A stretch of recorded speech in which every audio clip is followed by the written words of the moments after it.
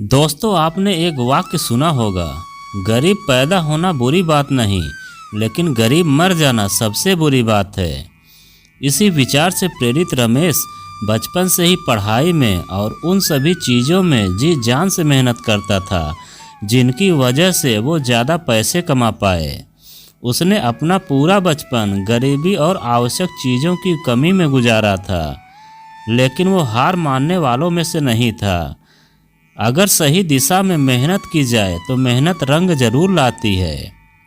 रमेश भी पढ़ लिख कर इस काबिल बन गया कि उसे किसी अच्छी मल्टीनेशनल कंपनी में नौकरी मिल सके, और उसे एक अच्छी नौकरी मिल भी गई।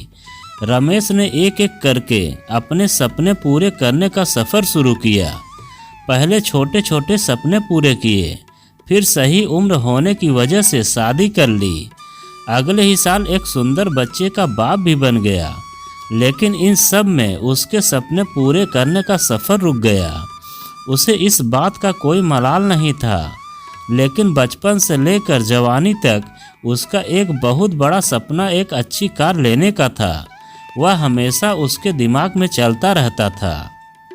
बचपन से लेकर आज तक जब भी वह किसी अच्छे कार को रास्ते से गुजरते हुए देखता था तो पल भर के लिए वह वहीं पर रुककर उसे ताकता रहता था। जैसे जैसे दिन बीते जा रहे थे, उसका यह सपना उसे सोने नहीं दे रहा था। उसने इस सपने को पूरा करने की ठानी और थोड़े थोड़े पैसे जमा करना शुरू किया। कुछ वर्षों में उसने इतने पैसे जमा कर लिए कि वह अपने सपनों की कार ले सके, और एक दिन वह सारे पैसे समेटकर उस कार को अपने घर ले आया। उस कार में बैठकर उसे लगता कि उसने जीवन कुछ बड़ा हासिल कर लिया है। उसे जीत की संतुष्टि मिलती जो कुछ हासिल करने पर मिलती है।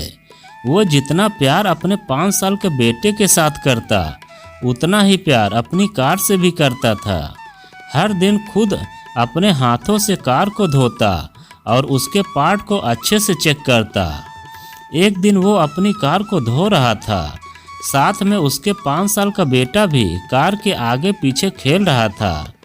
अचानक उसे कोई आवाज़ सुनाई दी। उसने कार के उस तरफ जाकर देखा जहां उसका बेटा कार पर पत्थर से खरोच रहा था। रमेश को लगा जैसे उसका सर गुस्से में फट जाएगा। उसने बेटे के हाथ को काफ़ी जोर से पकड़ा और उसे बुरा भला कहने लगा। बच्चा दर्द के मारे रोए जा रहा था, लेकिन रमेश का गुस्सा शांत नहीं हो रहा था। 2-3 मिनट बाद जब उसने बच्चे का हाथ छोड़ा तो उसे समझ में आया कि ज़्यादा जोर लगाने की वजह से बच्चे की हाथ की उंगली टूट गई। जैसे ही उसे अपनी गलती का एहसास हुआ, वह अपने बच्चे को लेकर अस्पताल गया। बच्चे की उंगली टूट जाने की वजह से प्लास्टर बांध दिया। जब रमेश अपने बच्चे को मिलने गया तो बच्चे ने पूछा कि पापा, मेरी उंगली कब ठीक होगी। वो उसके सवाल का कोई जवाब नहीं दे सका और बाहर आकर अपने किए पर पछताने लगा। उसे एक बार फिर उतना ही गुस्सा आया जितना अपने बच्चे पर आया था, लेकिन इस बार का गुस्सा अपने आप पर और उस कार पर था जिसकी वजह से उसने अपने मासूम बच्चे को हानि पहुंचाई थी। वो गुस्से को शांत करने के लिए पार्किंग में पहुंचा जहां पर अपनी कार लगाई थी। वहां जाकर कार पर लात घूंसे बरसाने लगा। इसी बीच उसकी नज़र गाड़ी के उस हिस्से पर पड़ी जहां पर उसके बच्चे ने पत्थर से कुरेद कर कुछ लिखा था। उसने जब ध्यान से पढ़ा तो वहां लिखा था, आई लव यू पापा। उसे पढ़कर रमेश जोर जोर से रोने लगा।